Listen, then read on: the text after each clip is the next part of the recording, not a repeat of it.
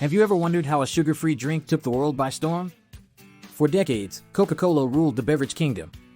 But in the 1980s, a new contender emerged, promising the iconic Coke taste with 0 calories. This is the story of Diet Coke, a drink that became a pop culture phenomenon and ignited a soda war for the ages. We'll dive into the secret development, the marketing blitz that made Diet Coke a status symbol, and the surprising health controversies that continue to this day. The rise of diet soda. It all bubbles back to 1767 when a chemist named Joseph Priestley invented the concept of carbonated beverages. Back then, folks thought these fizzy concoctions had medicinal properties, maybe because the bubbles made them seem sciencey. Fast forward about a century, and we see pharmacists like Charles Elmer Hires and companies like Dr. Pepper bringing commercially made sodas to the table. By the 1950s, America was becoming increasingly health conscious, and companies saw a golden opportunity. In 1952, no-cal became a minor success, proving there was a market for diet soda. Soon after, RC Cola entered the scene with Diet Right, which quickly became the 4th best-selling soda in the country. This got the attention of the big boys Coca-Cola and Pepsi. The great diet soda debut. Here's the funny thing, both companies were hesitant to risk their brand image by launching diet versions of their flagship drinks. So, they hedged their bets. Coca-Cola went with Tab in 1963, a name chosen for its neutrality across languages. Tab used a formula with cyclamate and saccharin, but it just didn't quite capture the taste of Coke. Pepsi, on the other hand, called their diet soda patio Diet Cola, which was not exactly inspiring. They eventually rebranded it as Diet Pepsi in 1964, while Coke stuck with Tab, unwilling to risk sullying the Coca-Cola name with something as unappealing as Diet. This turned out to be a strategic misstep by the end of its first year. Tab hadn't even captured 10% of the diet soda market. The battle between Diet Pepsi and Tab raged on for decades, with Pepsi generally leading the pack. But by the 1980s, Coca-Cola was ready to shake things up. The reign of terror or refreshment begins.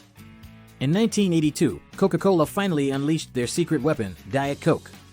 This wasn't just another diet soda, it was the first product to use the Coca-Cola name itself. Development for this black ops soda, as we might call it, began in the late 70s in response to market research showing their aging baby boomer audience craved a low-calorie option without sacrificing the iconic Coke brand. Let's face it, Tab just wasn't cutting it. While Diet Coke boasted the Coke name, its formula wasn't actually based on the original recipe. Instead, it took inspiration from Tab, swapping out saccharin for aspartame, the new artificial sweetener on the block. Despite controversies surrounding its FDA approval, Diet Coke was here to dethrone Diet Pepsi. Marketing blitz and celebrity endorsements. Diet Coke's arrival was nothing short of a pop culture phenomenon. The iconic "Just for the Taste of It" campaign encouraged consumers to focus on the beverage's deliciousness, not just its reduced calories. Coca-Cola's partnership with Columbia Pictures ensured Diet Coke product placement galore in movies and TV shows. Remember that unforgettable commercial with office workers swooning over a construction worker enjoying a Diet Coke? That kind of imagery cemented Diet Coke's association with style and sophistication. A-list celebrities like Elton John, Paula Abdul, and Demi Moore became regular fixtures in Diet Coke commercials. The drink transcended its function as a beverage; it became a symbol of indulgence without consequence. By 1983, Diet Coke was the top-selling diet soda and the #1 choice among women. The following year, it became the 3rd best-selling soda overall. By the end of the 1980s, Advertising Age magazine crowned Diet Coke the #1 brand of the entire decade. They even scored some serious cool points with commercial tie-ins featuring Batman and Indiana Jones. Take that, Diet Pepsi. The cult of Diet Coke. Over the years, Diet Coke amassed a devoted following, including everyone from Bill Clinton and Donald Trump to Taylor Swift. President Trump reportedly consumed a staggering 12 cans a day in the Oval Office, and President Clinton even included a can in his presidential time capsule. Even Elon Musk, the world's richest Diet Coke devotee, tweeted his unwavering love for the beverage, even if it meant sacrificing a few years off his life expectancy. This kind of fervent devotion is typical among Diet Coke fans. They fiercely believe its taste surpasses any newer competitors, like Coke Zero, and swear by the superiority of fountain Diet Coke, especially from McDonald's. Aspartame, a sweetener with a bitter aftertaste? One of the key factors that differentiated Diet Coke from Tab was its taste, thanks to the use of aspartame. But here's the thing, aspartame raised some health concerns. As recently as 2023, the World Health Organization released a report suggesting a possible link between aspartame and cancer in humans. Yikes! The WHO's doctors clarified that occasional consumption isn't a cause for alarm.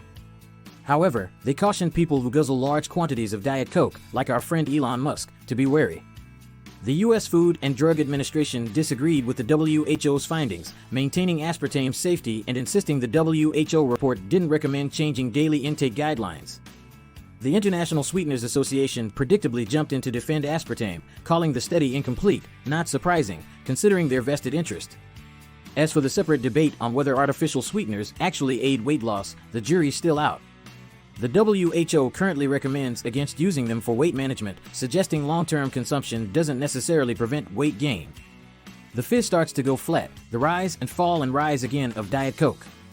By the 2010s, Diet Coke's reign as the undisputed king of diet sodas started to wane.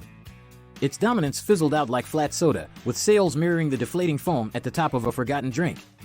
The increasing popularity of bottled water chipped away at the diet soda market, forcing Coca-Cola to adapt. But fear not, fellow Diet Coke enthusiasts, this isn't the end of the story. Desperate measures can shape and flavor variations. First came the can makeover. In a desperate attempt to appeal to millennials who are, we guess, particularly interested in shapes, Coca-Cola made the can taller and slimmer, despite holding the same amount of soda. Maybe it was designed to fit perfectly into a TikTok frame? More significantly, they launched a wave of Diet Coke flavor variations: zesty blood orange, feisty cherry, twisted mango, and ginger lime. Imagine combining all those into Diet Voltron, anyone? This wasn't their first foray into flavor experimentation. The early 1980s saw caffeine-free and cherry versions, followed by the early 2000s with Diet Coke with lemon, vanilla Coke, lime Coke, Coke with Splenda, Diet Black Cherry Coke, and a slew of others. The can shape since reverted to classic form, but the millennial marketing blitz proved surprisingly successful. Estimates suggest these changes boosted the Diet Coke brand value by nearly 20% in just 1 year. Following this success, Coca-Cola unleashed even more flavor variations: strawberry guava, blueberry acai, and twisted strawberry. There truly seems to be a Diet Coke for every taste. The rise of Coke Zero and the gender divide. As Diet Coke's dominance plateaued, its popularity among men began to decline. Coca-Cola, ever the marketing whiz, went back to the drawing board and formulated a brand new contender, Coke Zero. Unlike Diet Coke, Coke Zero had the advantage of being directly based on the classic Coke recipe. Sweetened with a blend of aspartame and acesulfame potassium, Coke Zero boasted a taste and sweetness closer to the real thing. Initially marketed as a man's soda in contrast to Diet Coke's more feminine image, Coke Zero became wildly popular across demographics. However, Diet Coke disciples can breathe a sigh of relief. Coca-Cola assures there are no plans to discontinue the original formula or pull it from shelves anytime soon. Just don't call it Tab. So, are you Team Diet Coke or Team Coke Zero?